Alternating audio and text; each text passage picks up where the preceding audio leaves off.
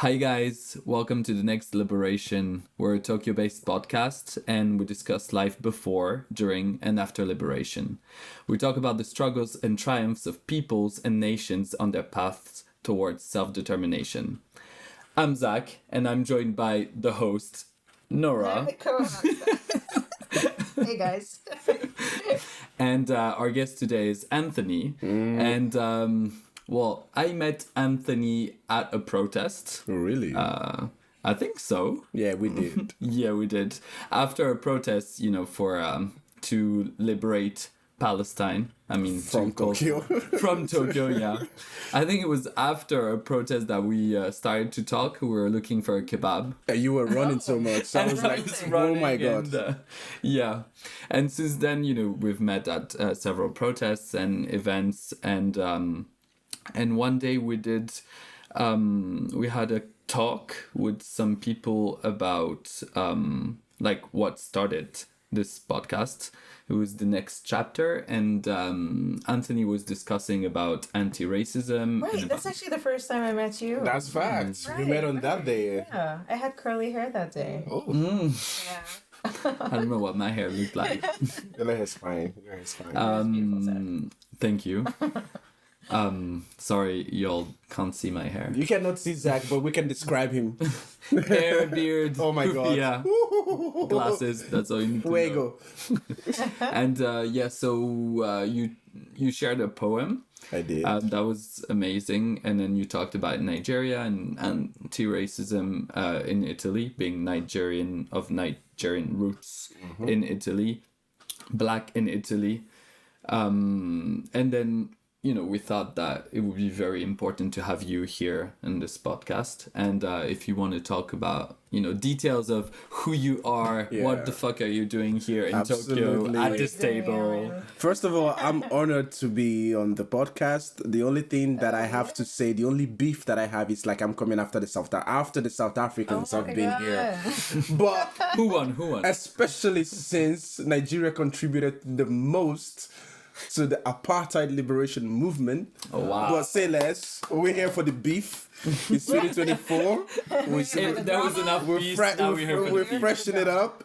Also shout out to the Super Eagles that just beat South Africa in the AFCON. Although we lost to what's the Ivory other Coast. country? Yeah, damn those guys. But still, anyways. I don't know what Algeria did.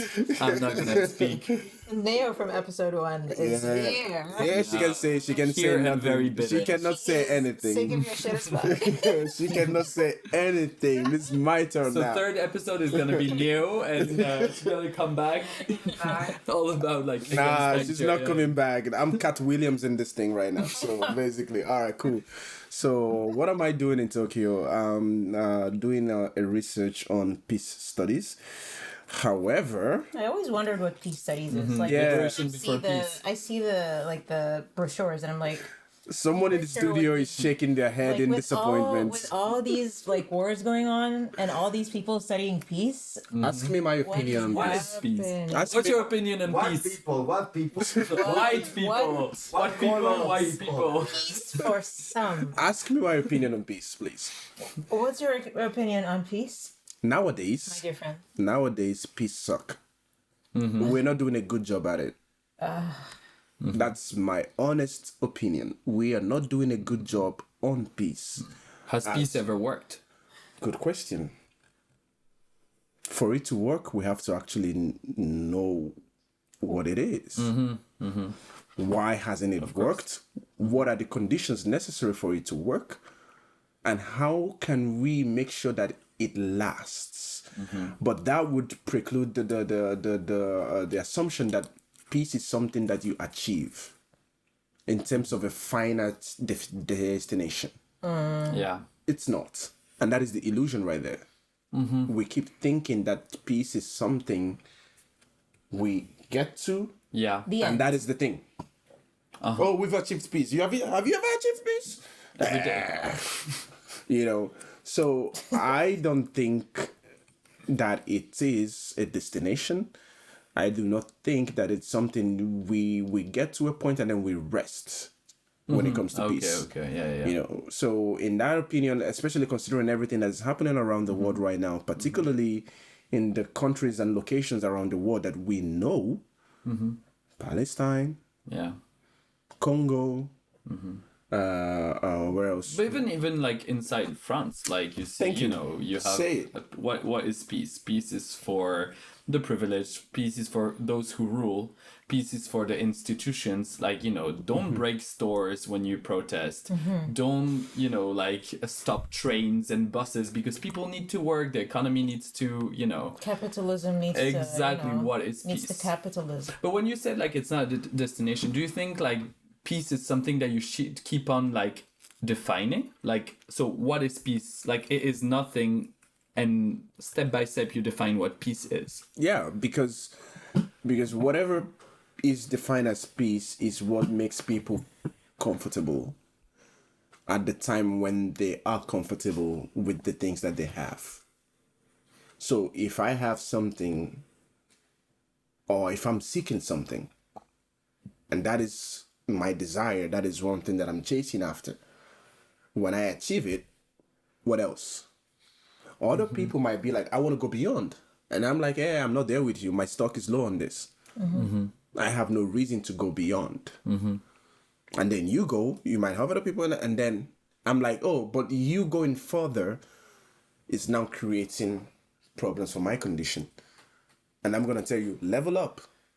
Or, that is the complaint that you were highlighting earlier, Zach, right? That for some people, they don't want you to mess up their situation.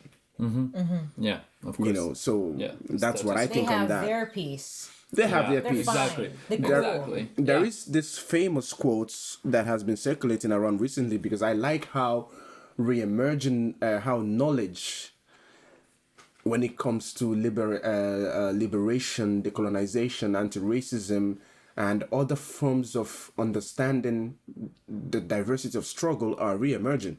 So there is, because we've produced knowledge before, you and I are not the first people talking about this. Of course. So many people better than us have handled it. Someone asked me one time, what is my solution to racism? Huh? What is my solution to racism? Number 2. Amen. To me. Emini. I was like, Anthony, me, Nigerian boy, asking me what is my solution to racism. I said, oh my God. No reason. Do you know Mandela? I said yes. Do you know Malcolm X? They said yes. Do you know MLK? They said yes. Rosa Parks? Have you heard of her? Claudia Jones? Yeah. All of those people? I'm like, do you think they're better than me? Oh, see, they wrote books. Of course they are better. Okay, good and fine. Do you think they did a great job on this team you're asking me? I was like, so why are you asking me? Normal guy. Maybe a little bit arrogant here and there, but normal guy, Anthony. Okay. Normal, arrogant guy. And you're asking me what I think is the solution to racism, where better people, you assume they're better people, have actually tackled the issue, haven't resolved it, and you're asking me what I think is the solution. Come on, man. Yeah. So you're not really interested in that. Yeah, I'm like, there are many solutions about. There are so many things we can propose based on what the struggles we are facing as racialized peoples in the 21st century. But you cannot ask me for a definite solution to a problem that is historical and reoccurring. Yeah. And always changing. And always changing forms. And changing, so back to the thing, I like how a lot of knowledge are re-emerging now. People are starting to ask relevant questions, and the solutions and answers of people before us are coming out to guide us on how to interact with those solutions. So, for example, when it comes to peace, there is this guy named Stokely Carmichael. Yeah. I might be botching up some names, but they might be... Anyway, you will find it when you put on YouTube, peace. And peaceful. Okay. So the guy says they were asking them, about freedom and peace. And he said something to the nature of, I am peaceful now. I can be peaceful, but I want freedom. Okay. So he's talking about like the relationship. I might be mistaken on the exact quote, but it's absolutely interesting to hear what they have to say. So they were talking about the fact that the conversation should be focused on liberation rather than peace. Yeah. Because anyone can be peaceful, but not everyone has liberation. Yeah. Big fact. Of course. Because you can be peaceful while accepting, like, peace can mean accepting to be oppressed. Play by the rules, just like, bend your back and My God. look. Zach, you were not saying all of these things when the South Africans were here, man. I'm so happy. Oh my God. I was waiting for you. I think peace right now is like not disturbing the elite. Exactly. That's Completely. peace. Completely. That's what people think peace is right now. But so you're, you talked, so you study peace here. Yeah. Just giving a few details, like more about like what you do. So you're a PhD. No, I'm a candidate. I'm a fellow. So a fellow is someone that has Ella. Fella. Say it the, out. the Good fella. So a fellow is someone that has some kind of opportunity, resources, and encouragement by a certain institution to focus on a specific research. Okay. That is, I would say, is between a normal graduate student and a PhD. That's how I see it. Okay. But in between those things, you have a lot of navigations. You have a lot of your circumstances not quite the same as those two. But you have a lot of opportunities to focus on what you want to do and design it and define it without the pressures that those two have to face. That's nice. Okay, That sounds, yeah, it seems as a very- PhD student, that sounds really, really nice. Yeah. But can I ask you, what do you guys study in peace studies? There's a lot. The first thing, someone might think that in peace studies you study peace. That's absolutely You study. You study studies. that's actually not true. Okay. Most of the things we study is violence. Oh yeah. Okay. So understanding the nature of violence and how that defines or interacts or shapes our narrative of peace and what peace should mean. So there's a lot of definitions of what peace is. I'm not going to go into that now because it will be like it will become like a course. So we're not here to make a lecture. We're here to have conversations and chill. So basically, I know about peace, but about I know a little liberation. bit of peace, but if you want to know that, then you have to have to start another podcast or whatever, Okay, and give third lectures podcast. rather. So basically, we study violence. We study the factors of violence, the nature of violence, the thing. So for example, that would mean diplomacy. So when violence applies, how does diplomacy come into action? That means also, so recently one of the courses we did was specifically on genocide. Oh, timely. Specifically on genocide. And how that, me, for example, taking that course helped me in the most absolute sense understand what it is we're talking about. Because it might seem very simple. We know it. The numbers are there. Yeah. The actions are there. The protagonists are there. The consequences are there. However, that word itself is codified within a specific legal system and framework. Yes. Of course. So it's not about emotional sentiments. It's about so many other things like we've learned from the spectacular. South Africa. Thank you. I wouldn't. Yes, ICJ. You know, Back to the previous so episode. we if you know haven't from listened to them and what the definition of the court is about these things, and that is what has to be followed when it comes to that. However, the question should be, is that definition enough? Is it sufficient for the times we're living in and for the crimes, or rather actions that raise our sentiments about the violence that is being committed against certain people? So it's not that, it's like, is that definition enough? Can we push the boundary? Can we expand it? How far can we expand it? Expanding it, what would it mean? Can we protect the people that are exposed to that word and the actions associated to it? Because for me, I think it's limited, personally. But if we have to expand it, how would you expand it to make sure, what are you including in the definition of genocide? To make sure that it covers the thing that raises your eyebrows. Yeah. I mean, it's international law. I don't know almost anything about international law, but I'm assuming it's like it's a work in the making. Oh, right? yeah. It's like I mean, it may seem that it's set in stone, but it is like being updated and created And that is, and refuted, I think, constantly. you're But right the on that. genocide convention was like, what, 70 years ago? Thank you. It's not that long ago. Oh, 70 years you think is not that long? I don't think it's that long, considering a lot of things that are like... a lot of things happened before. And 70 years ago was what? What like... Where do you think they started flying planes? We are so used to things we forget that is, especially technology has advanced so fast that we think it's been long ago. Like for example, if we look at like the civil rights movements in the US, we see them in black and white and we assume it's long.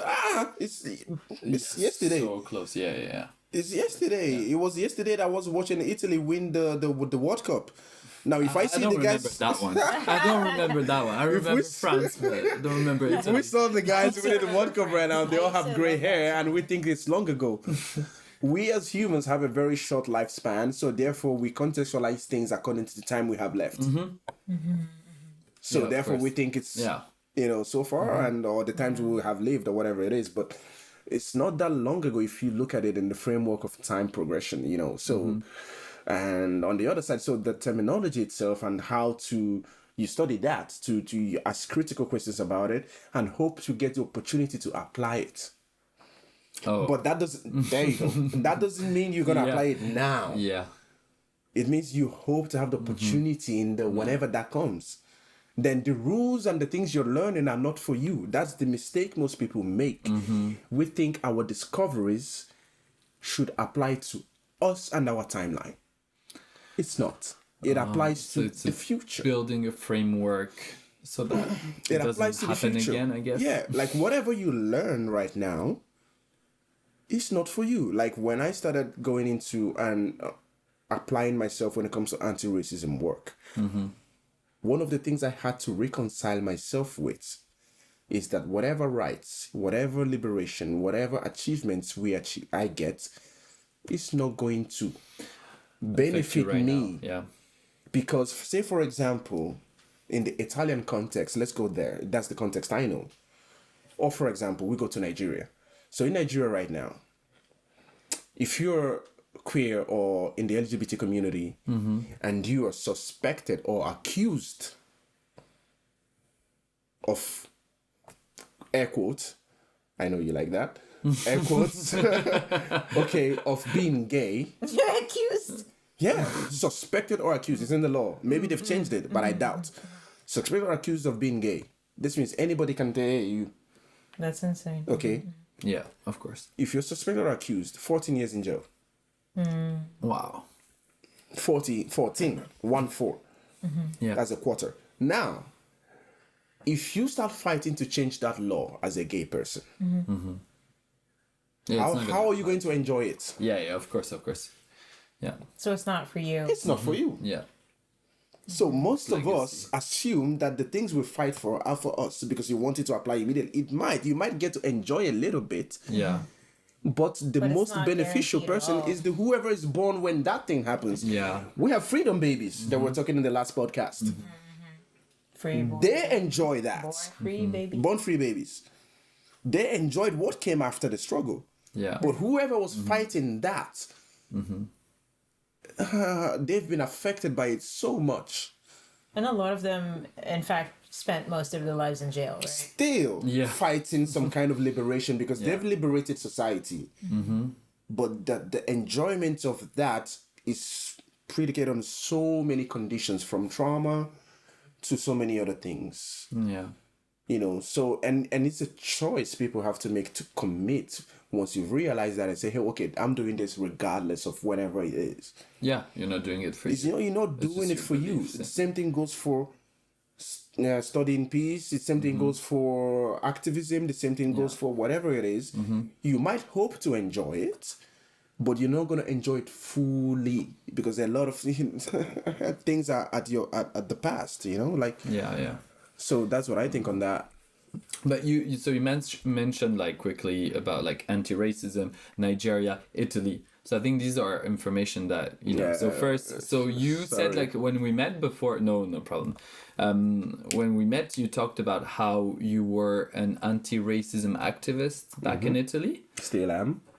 Back in Italy. Now you're in Japan. Anti-racism activist in Japan. Yeah. And you were in Italy. So what can you talk a bit more about that? Like what you were doing, what it was, how was your experience? I know that Italy now with Melanie. Fascism back in power. You said it so sexily. What's happening in Italy? What the hell's happening in Italy? What is Italy up to right now? What is Italy up to? Oh my God. What is it not up to? Like, you have fascists in the streets. Nice. I'm not making this up. Yeah, of course. There is an Instagram page for anyone interested in what is happening in Italy. There is an Instagram page called No Justice, No Peace. So you can find it. There might be we're gonna be putting up like a lot of the things that we talked about on our Instagram. And we chanted a lot at protest. No justice, the next no liberation. peace. No justice, no peace, isn't it? So there is this Instagram page, and I hope they create something more and go beyond that. But their job is to basically digitally document and raise awareness on a lot of discriminations and oppressive oppressive actions that are happening in the country, not only against people of racialized people, but also women, queer people, and all these other categories of people that are marginalized by policies of the government and also by society. And so what they do is to highlight these instances. So if you have anything going on, you can send them video and they can, repost it, and it gets so many more traction and raises discussion on the chat and whatever. Okay. It's a limited platform in my opinion, but it still does enough job to raise awareness.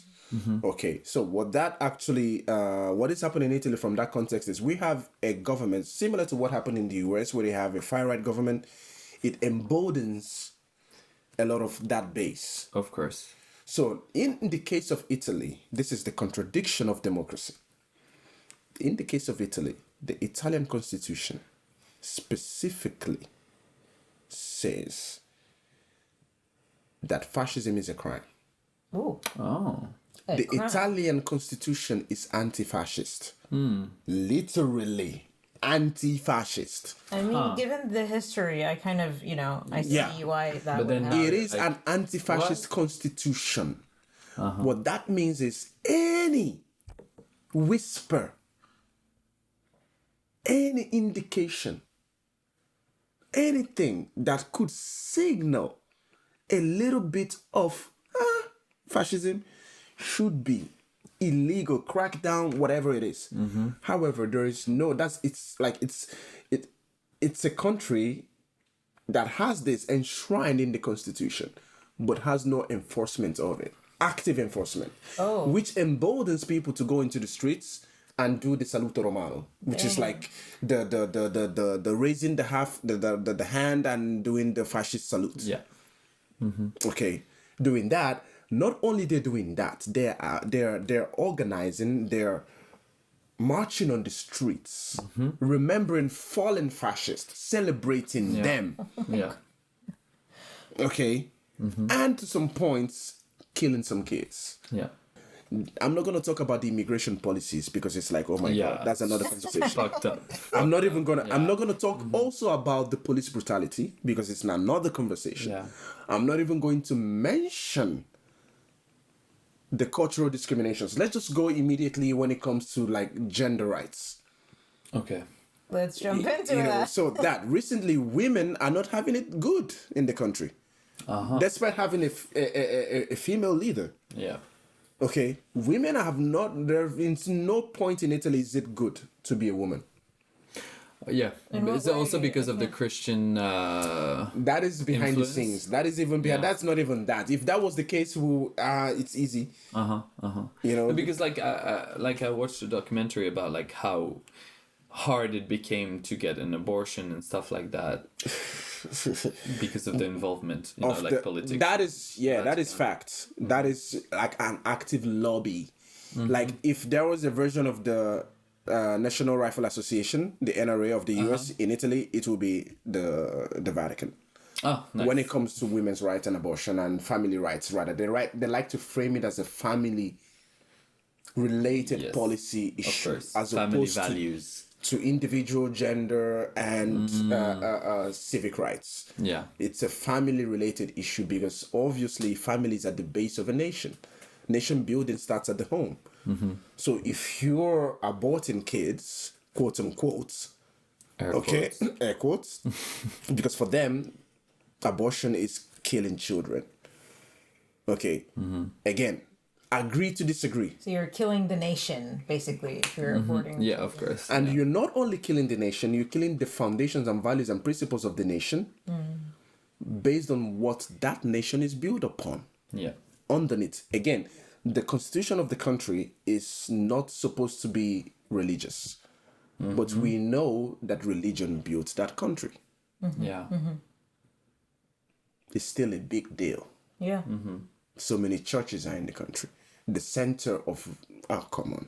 You know what Yeah. the Vatican is. Yeah. It's its own state, but it's within a it's like course. Lesotho in South Africa. Big up. Somebody's shaking their head, but we're not gonna talk about that. I'm not gonna miss any chance to throw shade at South Africa on this pod. Honestly, too. I don't know how to pronounce it. It's not my country. Anyway. So it is a country. You admit. Anyway, so basically, back to the conversation. So there is a lot of that. So, and recently there has been a lot of feminicide. So women killed because of their gender, because of their women. And the most recent happened in October, and another one over the summer. It's too tragic to talk about right now. Very, very, very, very. We can talk it off air, but it's very, very. It's like and not even talked about racialized women that has been targeted. I'm talking about like the one that happened, and then all the feminists and their mothers and doctors and hens and the pets came down the streets. Okay, which is a thing. It's a big thing. It's a big concern. I am concerned because it's a matter of all women. It's not necessarily, but we know that when it happens to racialized women, it doesn't get the same amount of attention. Of course. Okay. Same in France, same everywhere. But still, let's not even go into that conversation because we have so much more. That would be another conversation for another time. Maybe, I don't know, we have tomorrow. Yeah, but, so Italy right now is not in a good shape politically. And in terms of social and cultural rights and all these other civic rights, like it's in a very fragile condition, and it doesn't look like it's favoring politically what would be considered the left. Yeah. Because the base of the rights, which is right in the government right now, it's magnificently stable. There's nothing to. I'm not. There's no way for me to sugarcoat it. Meloni is doing her thing. She's holding it down. Like no one is messing with her. No one is messing with her in terms of. But she's literally like the Merkel of Italy right now, because nobody's challenging her. She's holding that power, and I don't know how she's doing it. But the fact is, she's doing it, and she can do it for a longer time if it continues like this. Yeah. You dig? So it's not something to underestimate. It's not something to take for granted. It's not something to. I was like, maybe like you can wishful think your way out of this. It's like a thing, and that's the fact. Yeah. I mean, that's something that's happened to like in like a lot of countries in Europe. France the same, Hungary, and then you got like many other countries, and it makes me think of like Meloni once criticized Macron, who's not supposed to be a fascist, but in reality is, criticized him for his overly, extreme right, far right policies. So fascists criticize him for his, racism. It's Quite funny. interesting. Yeah. It's funny. Quite Like interesting. you ask me, like, what is my position, official position, when it comes to racism in Italy? Is this. So I would organize like workshops and labs and all these other things about, on racism back in Italy and whatever. So one of the questions I ask people, just to, easy question, do you think Italy is a racist country? And unequivocally, everyone in the room will say yes. Were they all racialized? No, not even. We're not even getting to the subjects yet. Just in terms of country, government policy, all this other stuff. No, but the people who answered. Oh yeah, racialized people and non-racialized people. It's Okay. like a diverse. So room of- everybody knew that. It I was can ask this question to the dog in my neighborhood, and it will still have the same answer. Okay, so is Italy a racist country? People will say yes. Now, watch how the answer changes when you ask, are Italians racist? Oh. Okay. And they will say, most will say no, because it becomes a character definition. Okay. Because again, people do not want to assume the worst of themselves. They will say no, because that would mean self-implication. They would mean like they are racist. They're so because nobody wants to be defined as a racist. So they will say no. Other people will say maybe. Other people will say yes, they're racist. And then I flip it. I'm like, I don't think Italians are racist. And then you see the shock in people's faces coming from me, black dude. Oh, okay. I would say, I'm like, I don't think Italians are racist. And they'll be like, why not? And I said, Italians are not racist, but they are very comfortable in tolerating racism. Huh. Which is worse, in my opinion. Yeah. Because you see it happening, and you're like, yeah, not my business. Oh, so they're more complicit than any. Bravissimo. But isn't that also sort of agreeing with what's happening? Because saying that, like, when you see racism, which is an injustice, and you don't say anything about it, doesn't it mean that you're kind of like, yeah, well, that person probably deserved it? Yeah, not only that they deserve it, because now you're focusing on the victim. It's about excusing the perpetrator. Oh, yes, of course. But because the person is like, you're focusing and thinking there is probably not only there's a reason that this. Now check it. It's like you're right when he said he deserves it, but the other side of the coin is he had a reason to do that to them. Exactly. He's the victim, and you're just defending himself. Yeah. Ooh. You I've heard that justifying it. sentence somewhat. You justifying it. It's like not only he deserved to be slapped or bullied or attacked, but for you to do the attacking, you must have had a good reason. Because you are like me. You will not be, Yeah. or you will not lose your temper Yeah. without a clear reason. You're civilized. Come on. He must have deserved it. He must have deserved it, and which means that you are innocent. So there's an assumption of innocence from your part in doing that to them, which is also what we're seeing in the narrative. Exactly. Of course, the Westerners are like, yeah, but Israel, the only democracy in the Middle East, air quotes everywhere. They couldn't possibly be so irrational. Of They course. couldn't possibly be evil. As if democracy, Defend themselves the right. as if must be a democracy reaction to is a character definition of being good. Because if a democracy is doing that evil act or bad thing, Then that all mean- other democracies are I messed capito. up. that is the point. Is the denial? Is the being active denial that is going on that reinforces violence? So it's the same thing, but like at a state level, right? Exactly. Macro and micro. Yeah. Geographical, geopolitical level. Yeah. So there are so many layers of understanding. So this is what we study in this. In peace studies. Okay, what is peace? Do you sorry. like peace? Peace So means it's like, are you a fan of peace? Yes. Okay. I love peace. I follow peace on Instagram. I follow peace on Instagram, but you know what it is. So that is one point. Yeah, please. Okay, and so I don't know if the people who listen are familiar with like Italy, but I mean from what I've seen and heard, Italy. So in France, like the racism is very, very towards Arabs, Algerians in particular, because of numbers and the history, and in Italy towards Black people, it's like crazy. I mean, of course, not only, but towards Black people, like you see, like you hear people, and you see like when they speak, like the hatred on their face. The funny thing is that, like, when it comes to who is racism targeted or addresses in Italy, it wasn't always Black people. Okay. It wasn't. It was Albanians, Romanians, Eastern Europeans. Yeah. They were the first people to start coming to Italy on boats. They were the first people. Black people in Italy were not even as many in the 70s, because you remember, at the time, like you had to, people had to fly to get there. The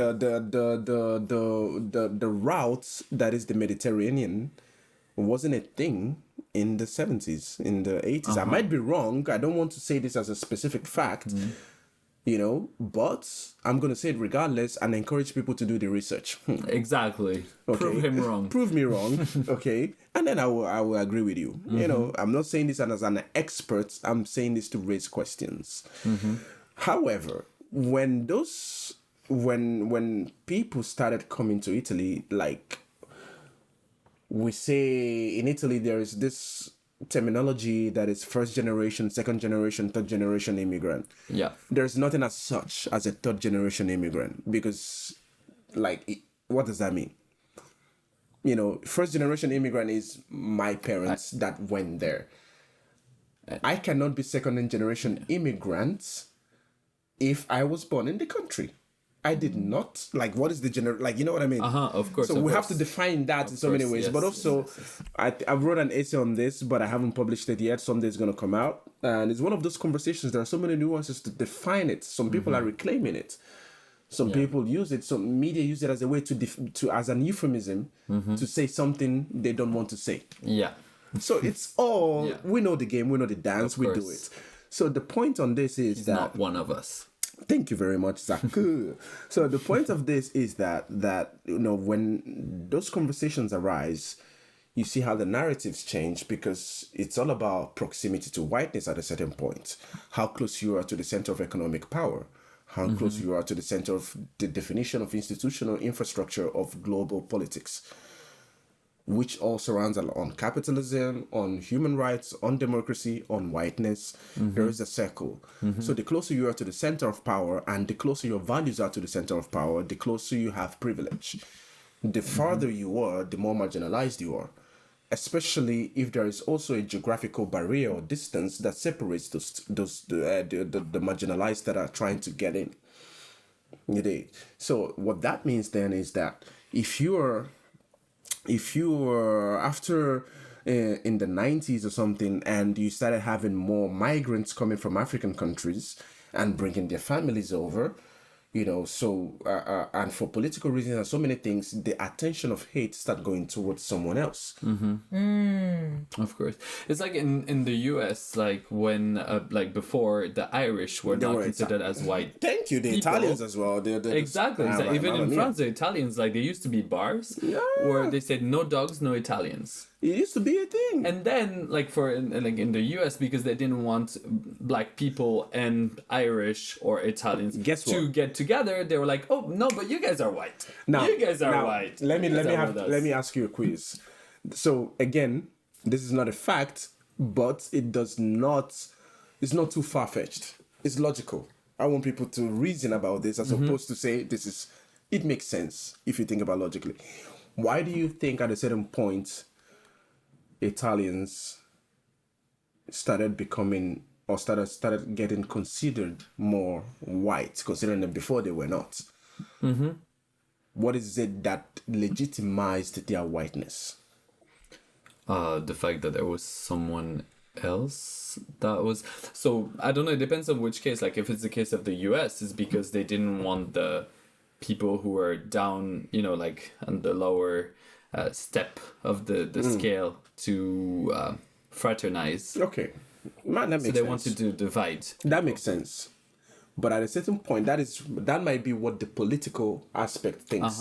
Yeah. But you have to sell it to the other people that don't have the same critical, advanced political thought. You have to make it easier for people who didn't go to Harvard Sorry. to Sorry, guys. understand. I didn't go to Harvard. Water almost Okay. filled, but not Water spilled. almost fell We're as good. well. So you have to make it Big easier shock. for people who don't have that, intellect, the whatever, to accept and buy what it is you're trying to sell. Of course, yeah.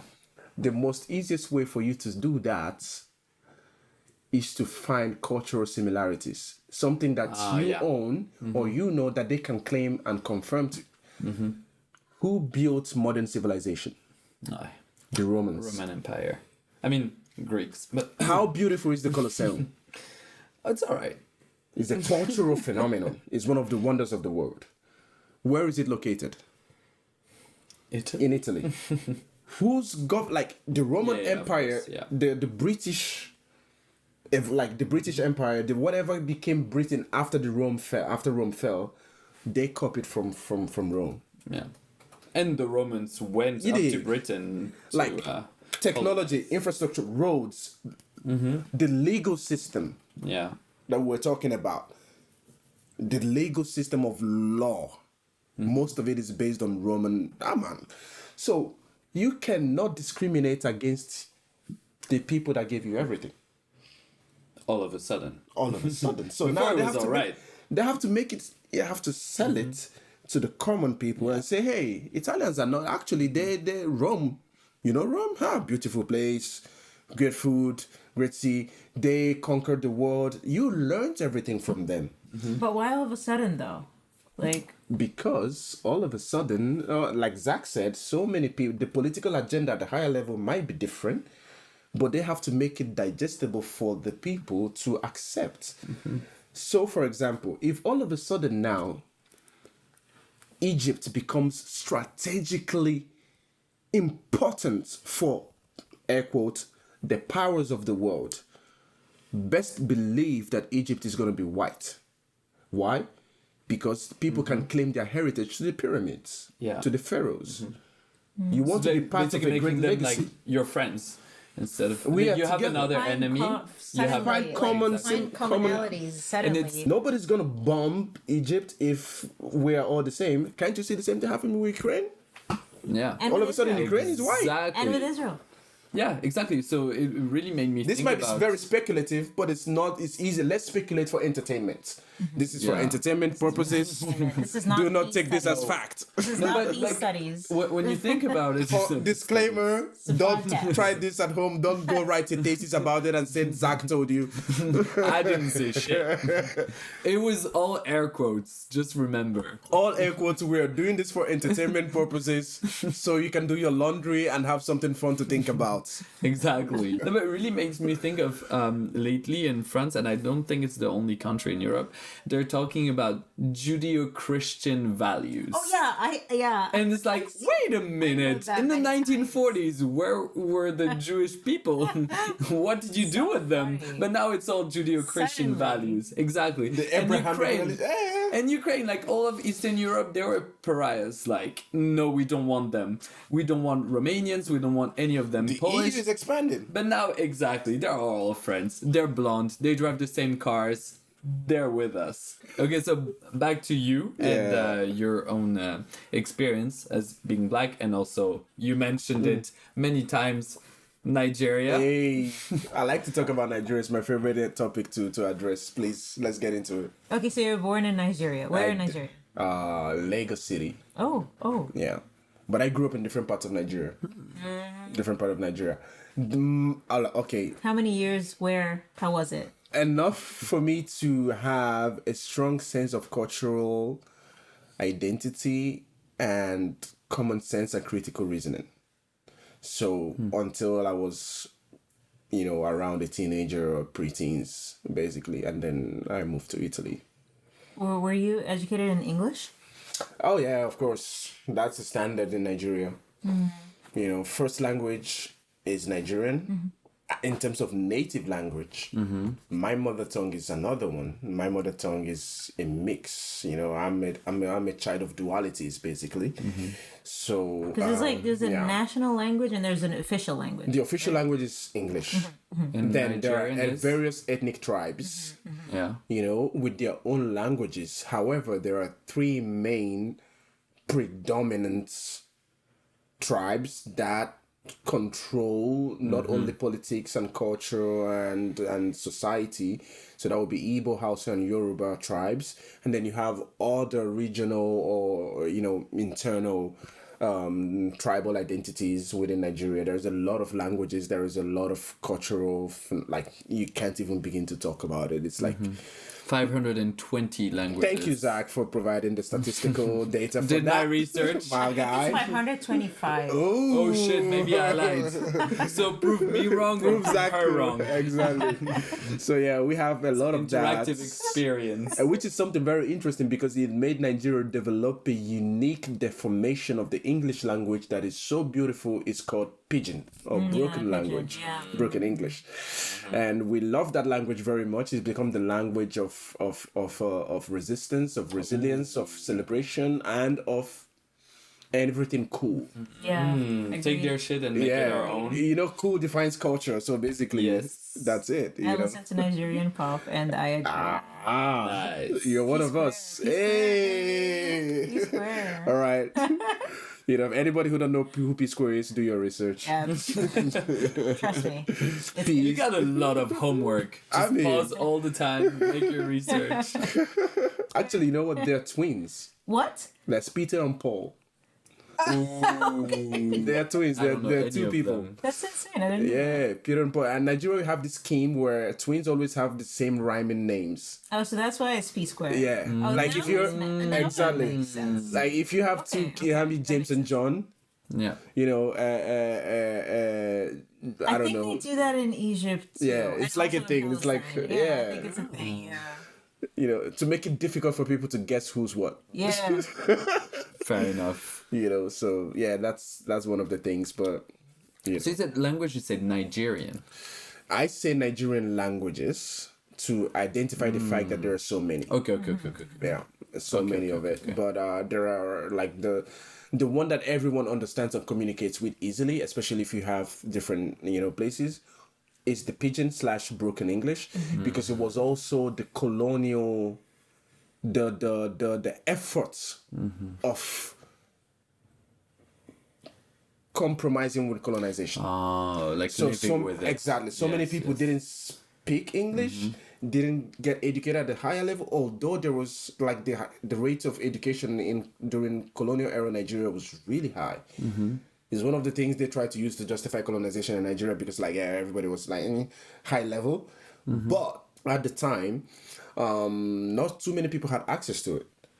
So you could go to school up to a certain level, but you have to drop out work or whatever it is. So not many people spoke fluently in Nigeria. So they have to chop it up, like literally take the vowels out, take the verbs, the thing, make it add so many things, and then produce this magnificent beauty that someone from the north, the south, east, the middle can use to communicate with each other, and it's still building. It's an oral language, and it's been written now into like it's been studied as a language, not even as a dialect. Or Is there literature like it's books been written in it? No, there aren't books, but there are sentences.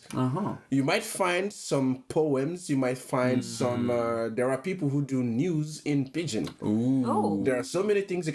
Whole Afrobeat songs are done in Pidgin. Yeah. So it's not to the level where you can have absolute literature. Yeah. But it's in the progress of building the foundations for literature. So in terms of like, you know, entertainment and also social interactions and all of these things. So linguists and everything are trying to codify it or write it or make it something very, very structural, you know. Yeah. But it's not a structural language because it's always developing and people are creating so many things. You can just invent anything and it's Pidgin legit.